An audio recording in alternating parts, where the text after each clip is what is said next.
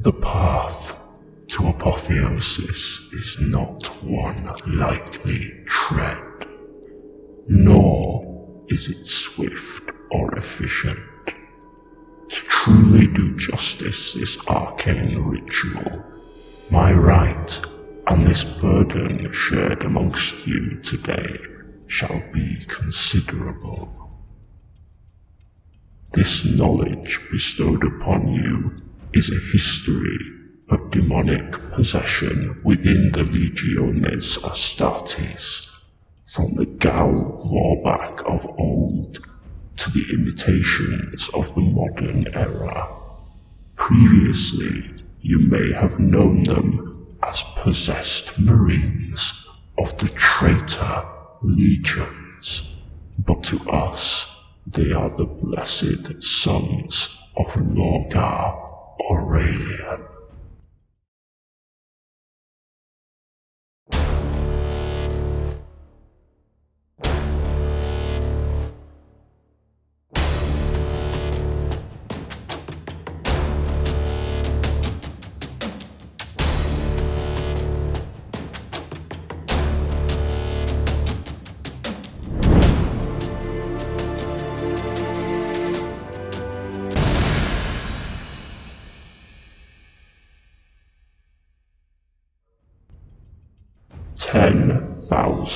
Years ago, as the 18 legions of the Emperor led his crusade across the galaxy, the greatest discovery in human history took place. It was the 301st Expeditionary Fleet of our beloved Legion that fate's hand guided to an unknown and unsuspecting planet in the segmentum obscuris.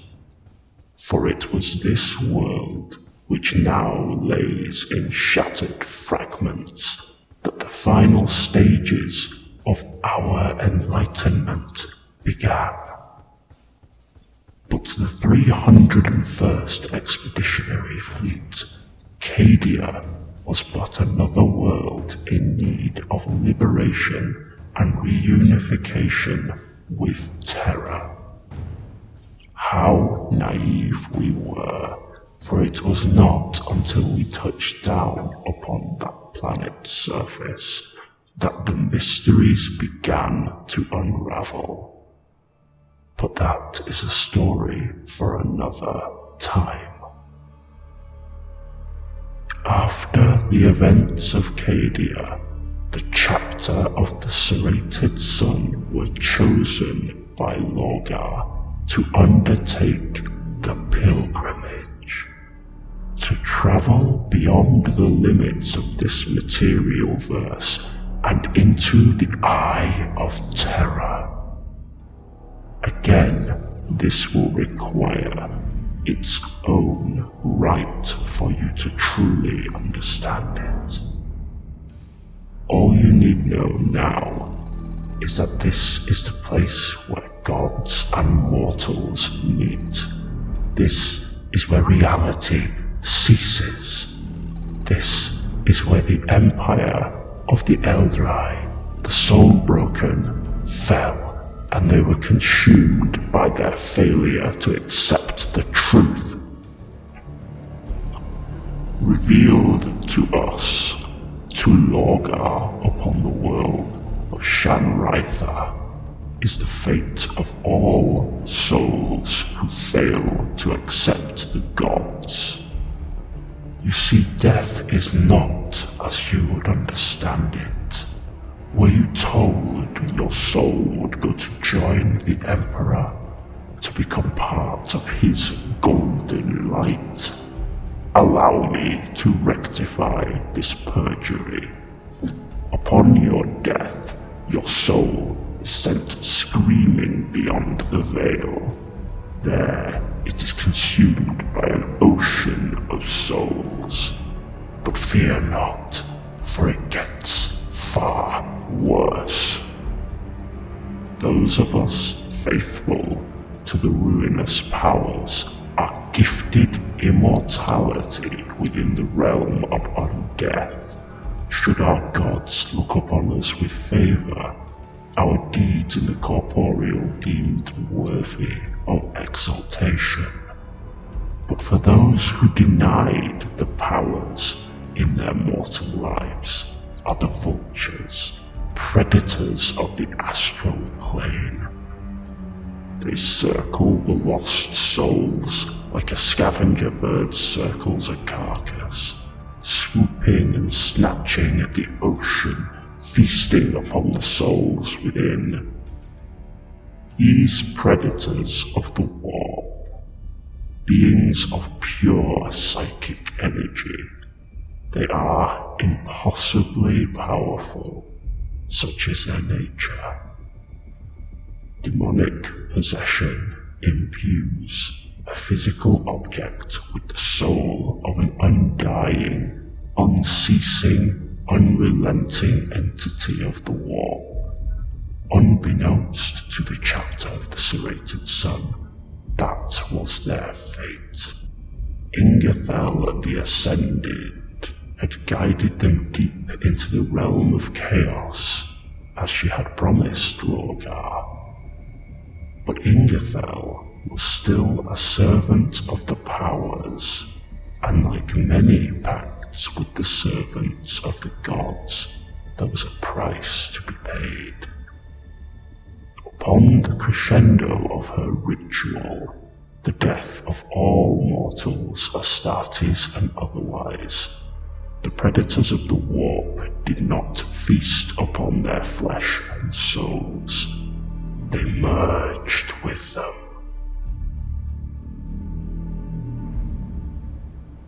For those warriors of the serrated sun that rose again, a grueling challenge awaited. For months, they sailed the tides of chaos, sustaining themselves on the flesh of the dead, those Astartes and mortal crewmen who had not rose again. Eventually, they were returned to our fleet. There we observed no physical change to their bodies, and their minds were similarly intact. But whispering into the mind of every legionary who survived that fateful excursion came a voice unlike anything from the realms of man. Slowly, the souls that shared their bodies made their presence known, and the true reality of their blessing was revealed. In parley with his own personal demon, each Astartes formed a bond, secured this bond with a deal, a promise that the demon within their flesh would soon enjoy the hunt it so desperately craved. But these demons were patient. Their unveiling was fated for a time and place of superlative significance, and they knew when to strike. The dropsite massacre at Istvan V had been fated. The legions of Astartes were committing one another wholly to oblivion, and the loyalist forces were being crushed under the heel of the War Master. It was here that the Gal Vorbak fully unleashed their demonic power, and for the first time, the galaxy witnessed Astartes' apotheosis. The flesh armor of the Gal Vorbak reformed, shaping to the preferences and requirements of the demon soul within. Pointed talons protruding from one's fingers sliced through ceramite with gut-churning ease.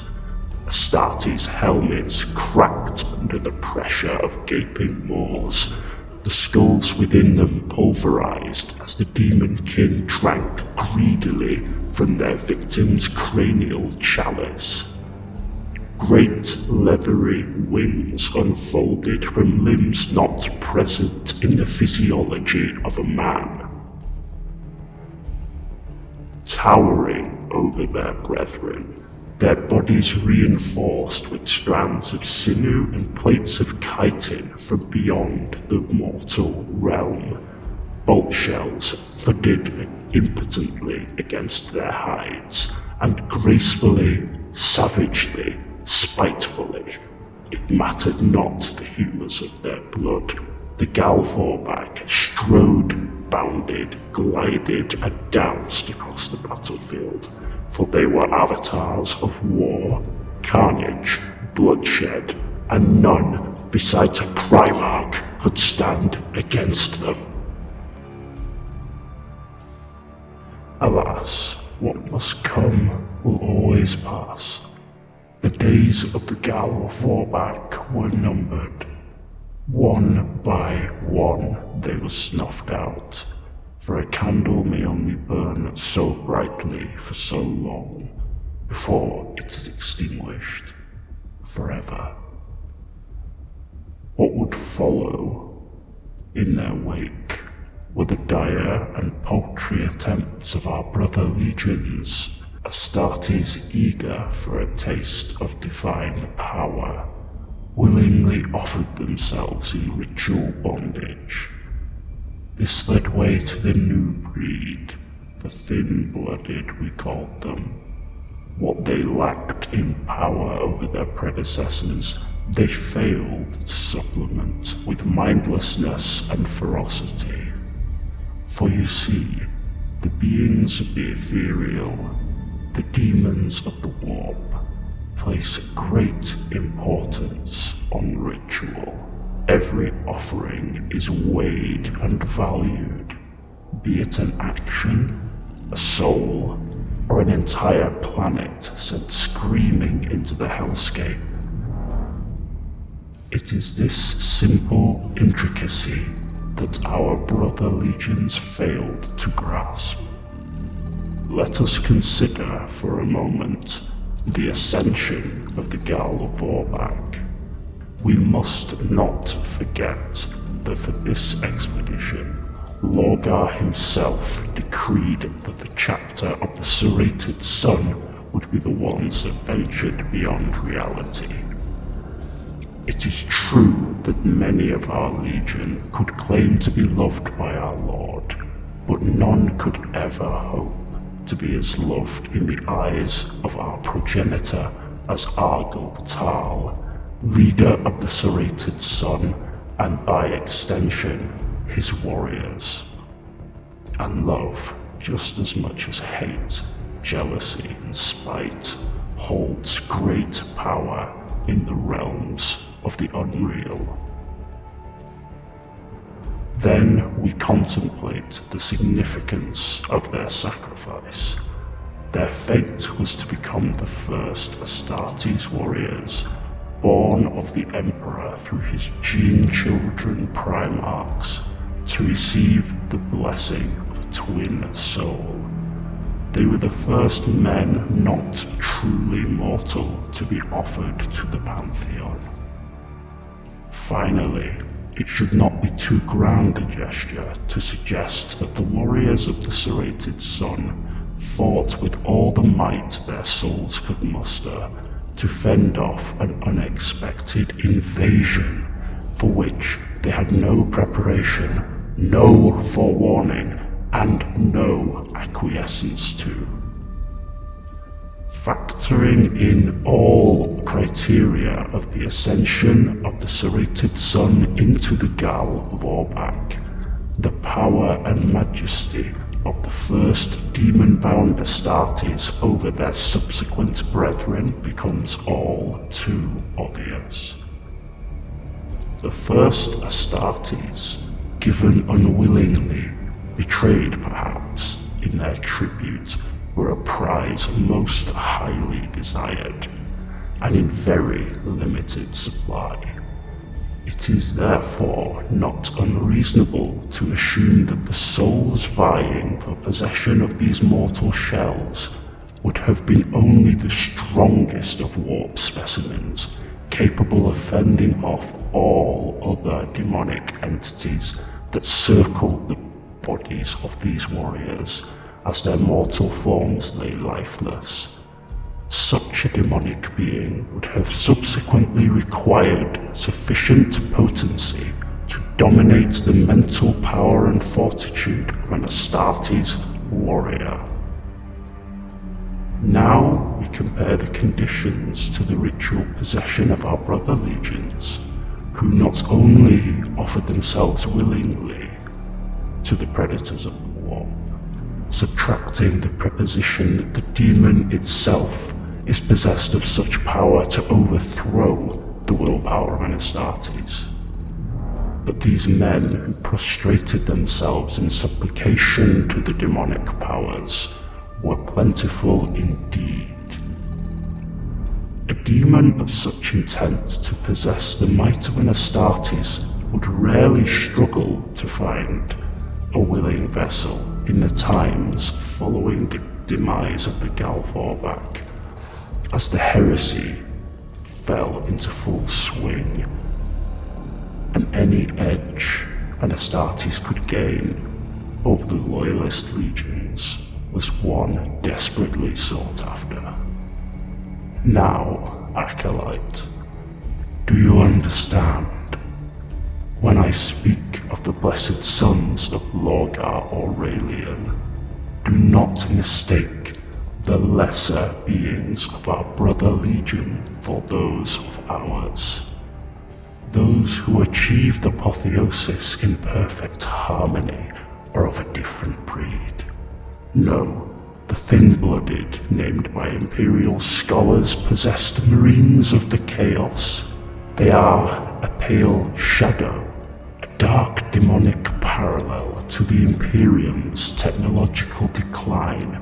Following the rebellion, the heresy, the age of apostasy gave rise to the zealot, infantile in their oppression of technological progress. But we of this temple hold all things in balance, and it would be unwise to ignore the decline of our own. Where once our brothers could bond with the Neverborn to create a being of superlative power, this is rarely the case in the modern time. By signing this treatise to parchment, binding it in the flesh of our enemies, you and I, Acolyte, have taken the first step in correcting the course of fate back into the hands of the gods.